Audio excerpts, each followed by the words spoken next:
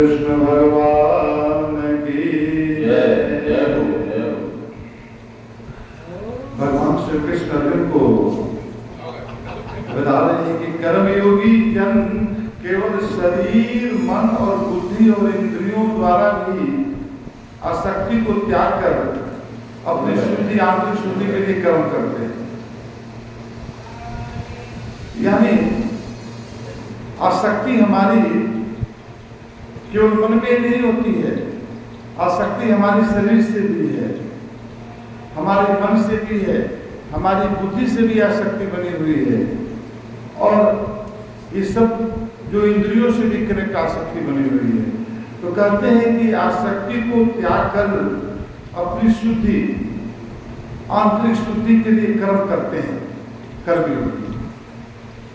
तो कृष्ण कहते हैं कि निष्काम कर्म करने से एक महान लाभ की प्राप्ति होती है कि मनुष्य के अंतःकरण की शुद्धि हो जाती है। निष्काम कर्म करने से अंतःकरण की शुद्धि हो जाती है और फल की इच्छा त्याग कर ईश्वर अर्पण बुद्धि से कर्म करने से मनुष्य की निम्न प्रकृति का शोधन होता है। निम्न प्रकृति का शोधन होता है, अर्थात मनुष्य का आंतरिक रूपांतरण हो जाता है। जो मनुष्य लौकिक स्वार्थ से ऊपर उठकर, एक लौकिक स्वार्थ है। लौकिक स्वार्थ क्या है कि संसार में जो कामनाएं हमारी है, लौकिक स्वार्थ है। हमें ये मिल जाए, हमें वो चीज प्राप्त हो जाए। संसार में जो भी सुख साधन के जो सामग्री है उसको प्राप्त करने का जो एक लगन लगी रहती है, इसको लौकिक स्वार्थ बता रहे हैं। यहाँ पर से ऊपर उठकर प्रभु प्रेरणा के अनुसार केवल शरीर से अथवा केवल मन या बुद्धि या इंद्रियों से अथवा सबके योग से कर्म करता है। सबके से योग होता है। हमारी बुद्धि अगर प्रॉपर संचालित हो रही है, हमारा मन संचालित हो रहा है, तो हमारा इंद्रियां, हमारा कर्म सब संचालित होने लगते हैं। यहाँ पर जैसे अभी महात्मा जो रामकृष्ण जी बोल रहे थे कि मन बहुत ही चंचल है। मन की चंचलता को जब तक से एकाग्रता नहीं प्राप्त होती है, और एकाग्रता प्राप्त होने के बाद ही मन में शुद्धता आती है, मन परमार्थी कार्यों में लगता है, उसका हर कर्म निष्काम भावना से परिपूर्ण हो जाता है। मन चंचल है। यहाँ पर कहते हैं कि मन जो है अपना यदि कंट्रोल कर लिया, तो मन कब कंट्रोल होता है? जब हमारी इंद्रियां जो विषयों में उन्मुख है, उधर से मन उसको खींचकर समदम के माध्यम से मन जो है उसे अपने अंडर में ले लेता है, और इसकी क्रिया में बुद्धि का मेन रोल होता है। अगर बुद्धि हमारा सही संचालित नहीं होती है तो कंट्रोल नहीं करती, बुद्धि में संकल्प होता है, विकल्प होता है, तो इस बुद्धि के द्वारा ही मन कंट्रोल में आता है, एकाग्रता प्राप्त करती है। जिसकी बुद्धि संचालित नहीं है, बुद्धि भ्रमित है, तो विषयों में भ्रमण करता है। उसके लिए कहा गया है, कबीरदास जी कहते हैं कि मन जो है इस तरह से चंचल होने से दूषित बना रहता है। उसका हर कर्म, उसका हर विचार, उसकी हर वाणी सब दूषित हो जाते हैं। इसलिए हमें मन को कंट्रोल करने के लिए बुद्धि को जागृत होना अति आवश्यक। वही यहाँ पर बात अभी आ रही है।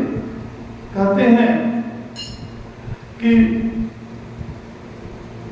बुद्धि, इंद्रियां आदि का समस्त क्रियाएं प्रभु को अर्पण कर देता है जब तब वह पवित्र हो जाता है। बुद्धि को, मन को जब अर्पण भावना उसके अंदर नहीं आती है, तब तक से पवित्रता नहीं आती है, चित्त की शुद्धि नहीं होती है। विषयों के प्रति आसक्त और स्वार्थ में लिप्त पुरुष जो विषयों में आसक्त है, उस समाज में भले ही अपने आप को छुपा लेता हो, वो प्रकट नहीं करता हो, लेकिन वो विषयों में आसक्त है, और वो जो है समाज में ऐसी बात बोल दे भले ही, लेकिन उसका जो परिणाम वही होता है जो कि मन उसको जो फिर न चाहती है, उसे जो है विषयों में आसक्त होकर वो बुद्धि काम नहीं करता है। तो हमें बुद्धि को इतना प्रबल प्रखर बनाना पड़ेगा जिसमें हमारा मन की चंचलता को दूर करते हुए एकाग्रता में समाहित करे। कहते हैं कि विषयों के प्रति आसक्त और स्वार्थ से लिप्त पुरुष कभी सुख शांति प्राप्त नहीं कर सकता। चित्त शुद्धि प्राप्त होने पर कर्म योगी के अंतःकरण में ज्ञान का उदय हो जाता है। हमें चित्त की शुद्धि करना है। मन बुद्धि चित्त अहंकार,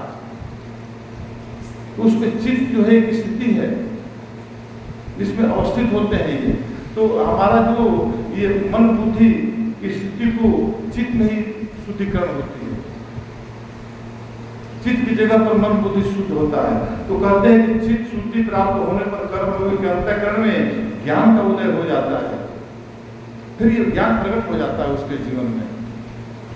जैसे कभी किसी को होता है कि जो चीज नहीं जानता है, लेकिन जैसे एक शिष्य को गुरु के संदेश में जाता है और गुरु अपने ज्ञान के द्वारा उसे उस चीज को प्रकट कर देता है, तो प्रकट कर देता है वो चीज। कुछ क्षण पहले उसको नहीं जानकारी थी, लेकिन अब जो है 5 मिनट के बाद वो जानकारी हो गई उसको।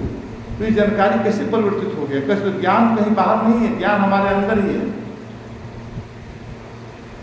जिस तरह से एक मूर्तिकार जो है किसी पत्थर को लेता है, उसमें व्यर्थ पत्थरों को तराश कर उस मूर्ति को प्रकट कर देता है, उसी तरह से ज्ञान हमारे अंदर है। और गुरु जो है, गुरु हमारे ज्ञान को ऊपर जो पर्दा पड़ा हुआ है, अज्ञान की पर्दा पड़ी हुई है, उस अज्ञान के पर्दे को मिटाता है। माया की पर्दा पड़ा हुआ है उसको मिटा डालता है।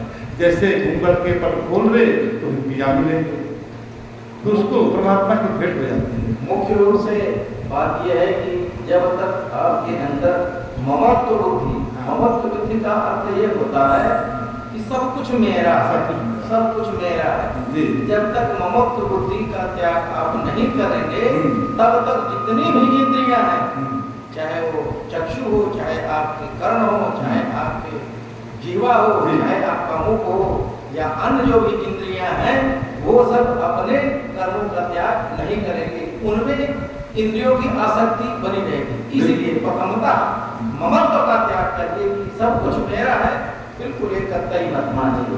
जो कुछ है सब ईश्वर का है, परमात्मा का है। तभी आपकी मतलब कि चित्त और मन एकाग्र होगा और जो इंद्रिय विषय है उनसे आप नहीं होंगे। बहुत सुंदर महात्मा जी बताए।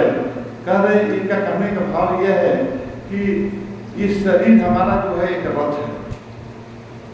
शरीर जो है एक रथ है और उसमें इंद्रियां जुती हुई घोड़े। रथ में जो घोड़ा जैसे जोते जाते हैं उस तरह से हमारी 5 इंद्रियां 5 घोड़ा जो है जुते हुए हैं। और मन जो है एक लगाम है और बुद्धि जो है उसको नियंत्रण करने वाला सारथी के रूप में बैठा हुआ है। जहाँ पर बुद्धि की बात की तो बुद्धि सारथी बना हुआ है और उसमें आत्मा जो है उस रथ पर विराजमान है। लेकिन बुद्धि सारथी है। जैसे अर्जुन का सारथी कृष्ण हुए उस तरह से सारथी गति दे रहा है। और यहाँ पर जो बताया कि ममत्व का मतलब कि उसकी बुद्धि जो है, ममत्व तो इसी विषयों के साथ में होता है, परमात्मा के साथ ममत्व नहीं है। तो विषयों के साथ जब बुद्धि जुड़ी होती है उसका पक्ष लेने लगती है तो उन विषयों के बारे में बोलती तो है बढ़िया बढ़िया, लेकिन जब बात आता है तो विषयों के प्रति वो अपना पक्ष ले लेती है, विषयों के बात में ध्यान देती है यही इसको अपनाओ। तो ये जो तो मन बुद्धि जो है वो दास बन जाती है और वो जो है मन के द्वारा संचालित उसी को करने लगती है। भले ऊपर से तो बढ़िया बढ़िया बात बोलेगी, राम राम करेगी, लेकिन अंदर अंदर उसकी बुद्धि जो है उस मन के साथ जुड़कर और इंद्रियों का भोग करने लगती है। तो उसमें मत्व स्थापित करने से दूषित हो जाती है। तो हमें ये क्रिया तभी खत्म हो पाएगी जैसे महात्मा जी बता रहे हैं कि हम जब परमात्मा के चरणों में अपने हर कर्मों को, हर विचारों को, हर भावों को, हर वाणी को उसके चरणों में समर्पित करते चले जाए। बस यही छोटा सा कार्य करना है। यहाँ पर बताते हैं चित्त शुद्धि प्राप्त होने पर कर्म योगी के अंतःकरण में ज्ञान का उदय हो जाता है और कर्म के समस्त बीज यानी कि संस्कार, कर्म के जो संस्कार बनते हैं, हम जो कर्म करते हैं इसके संस्कार बनते हैं, बीज के रूप में संस्कार बनते हैं। ये कर्म बीज के रूप में बन जाता है और यही संस्कार मरने के बाद में हमारा जो है आगे अन्य योनि में जाता है बीज रूप में। तो ये बीज रूप कहाँ होता है? बीज रूप में कर्मों का संस्कार कहाँ पर स्थित होता है? तो बताते हैं कि कारण शरीर में। कारण शरीर में ये बीज रूप संस्कार जो उसमें समाहित हो जाते हैं। और ये जो कारण शरीर बोलते हैं, मन हुआ न माया हुई मर गया शरीर। जब हमारा शरीर का अंत होता है तो हमारा जो है ये शरीर, बाहरी शरीर मरता है और प्राण उसको लेकर चला जाता है, प्राण चला जाता है। लेकिन जो मन है, जो बुद्धि है, ये अहंकार है, ये जो है कारण शरीर में स्थित हो जाते हैं संस्कार रूप में। और यही जो है हमको अन्य योनियों में जाने के लिए बाध्य करते हैं। तो यहाँ पर ये बता रहे हैं कि संस्कार नष्ट हो जाते हैं जब निष्काम कर्म करता है जीवन में, तो यही संस्कार नष्ट हो जाते हैं। परमात्मा की प्रेरणा के अनुसार कर्म करके उन्हें ईश्वर को अर्पण करने से मनुष्य का ममत्व, देखिए यहाँ पर आ गया, मनुष्य का ममत्व, ममता,